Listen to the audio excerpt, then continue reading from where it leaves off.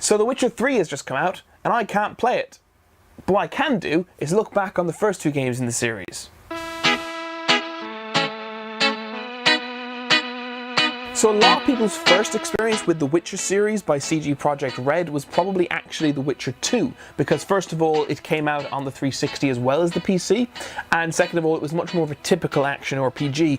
The Witcher 1 was a PC exclusive, and also it was kind of an odd game in some ways. It really actually played a lot like a single player MMORPG, bizarrely enough. The Witcher series is based on a series of books by a Polish author whose name I can't pronounce, so I'm not going to try and embarrass myself. The author himself actually said that he would translate the Polish title into The Hexer, not The Witcher.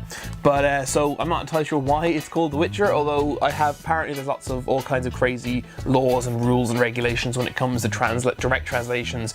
Often it's more expensive to do a direct translation for some reason. Don't know.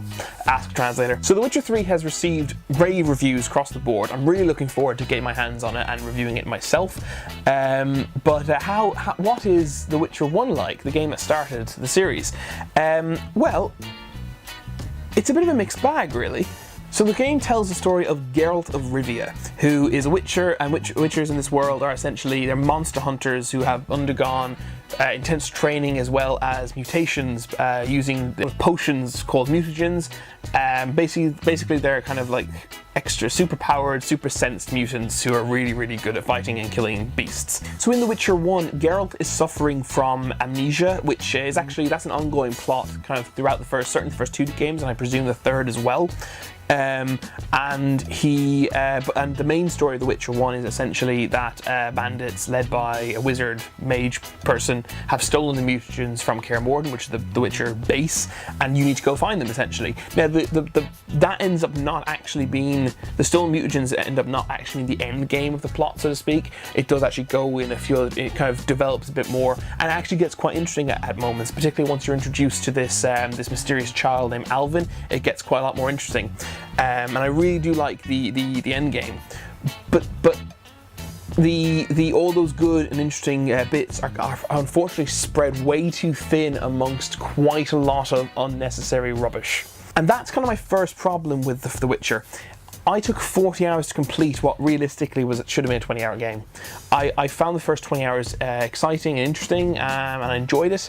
The second 20 hours, I just wanted to get to the end so I could play the next one. Speaking of the story, a lot of it is told through dialogue trees, which are actually really good. I really like the fact that there's a lot of subtle changes you can make regarding your relationship with characters and their relationship with other characters, and there's a lot of there's actually quite a few different divergent paths in the game.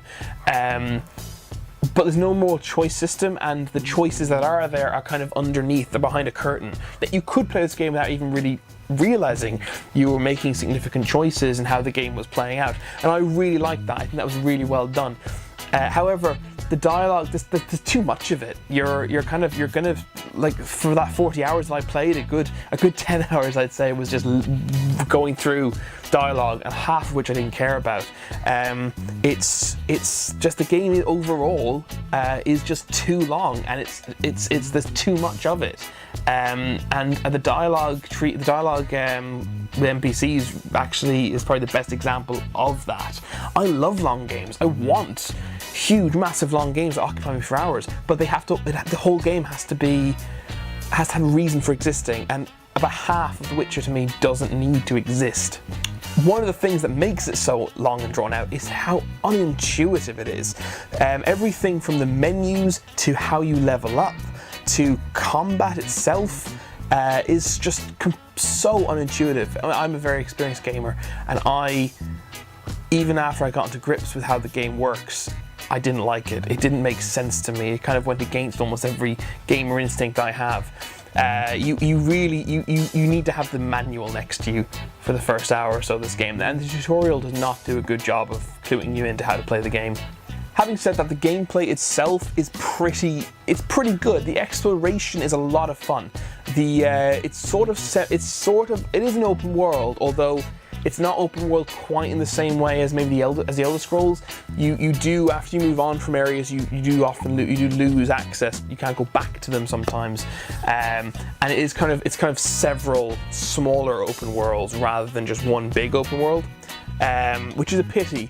Having said that, the world is extremely believable and it's really enjoyable to explore, and the atmosphere of it is fantastic. The world building overall in this game has been extremely well done, and exploring that world is highly enjoyable. It's probably the best part of the game.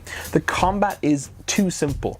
You basically got two swords, one for monsters, one for humans, and you have some magic, which, to be honest, you can't cast a whole lot of, and it isn't that useful. And the combat essentially is kind of MMORPG style, where you basically just click on the enemy and you have to time your clicks to kind of improve your combo. It's too simple, to be entirely honest, and as a result the combat is either far too easy or far too hard, depending on what part of the game you're in. Now, having said that, the combat is good enough and interesting enough to carry you through the experience, and it is enjoyable in a I'm killing a bunch of enemies kind of way. So it's not a huge thumbs down, but it's still, overall, I wasn't massively impressed by the combat. The biggest problem I have with The Witcher, apart from the biggest problem is its unintuitive nature and its high level of obnoxiousness in terms of its gameplay. But one of my other big gripes with it is something I find hard to believe has not been brought up before. The voice actor for Geralt is absolutely dreadful. He talks in this emotionless monotone, which might have worked if the writing had been designed for that, but it clearly wasn't. He says these lines that are clearly meant to be menacing, and he ends up sounding ridiculous. He'll actually say stuff like, "Let us see what you're made of. Let us do our talking with their steel." It's just bizarre. I don't understand what they were thinking. The audio design overall is pretty good. The voice acting is actually okay on the whole. There's some good performances and some bad performances. The music is really good, and the sound effects are absolutely perfect, pitch perfect. Overall, I think the audio design really does a fantastic job of building the atmosphere and the feel of the world. When you're running through the forest, the music is, first of all, just fantastic music in of itself, and second of all, really just paints a picture in your mind. Even if you were playing this game with your eyes closed, you would know what this world looks and feels like. Really, really well done. And the visual design goes right hand in hand with that audio design. They sync up perfectly. Obviously the game is a little bit older now, so it is showing its age. However, it was a fantastic looking PC game when it came out, and it still does hold up. It's not just about its graphical fidelity, it is also just incredibly well designed. Overall, I actually think the audio and visual design really, really nailed it, and as a result, it turns what would have been, in my opinion, a fairly mediocre game into a good game. Because like I said, the exploration is a lot of fun, and the reason it's a lot of fun is because the audio and visual design are so good, because your senses are so satisfied with what they're experiencing. The combat, as I said, is not remotely as fulfilling as the exploration, but obviously it's far more fun to fight in a well-designed world where the sound effects and music are all nice than, you know, to have a bad combat system in a bad design world. So the checklist of the game kind of goes: very good audio and visual design that creates a fantastic and believable and beautiful world that's really fun to explore. Not such good combat mechanics, extremely unintuitive and obnoxious systems in place for things like alchemy and leveling up and menus. Even menu design's unintuitive, and a story which has lots of good ideas, probably because it's based on a successful novel, but is being put together in a way that really makes the game feel drawn out. Overall, I give this game a 7 out of 10. Like I said, audio and visual design absolutely fantastic, exploration fantastic, story good in parts, combat bad, overall gameplay design is unintuitive and a bit obnoxious, and the game just it doesn't need to be as long as it is. Half of the game is unjustified in its existence. So yeah, overall, The Witcher 1 for me, not a masterpiece by any stretch of the imagination. I think there's possibly a good reason a lot of people started with The Witcher 2. So what did you guys think of The Witcher 1? Do you think it's the black sheep of the Witcher family, or do you think that, as the original often is, it is actually the best? Do let me know in the comments below. Please feel free to give a like to this video as well, and to share it. And if you want to catch my review on The Witcher 2 and 3 in due course, please subscribe to the channel, and I will see you guys again next time. Take care.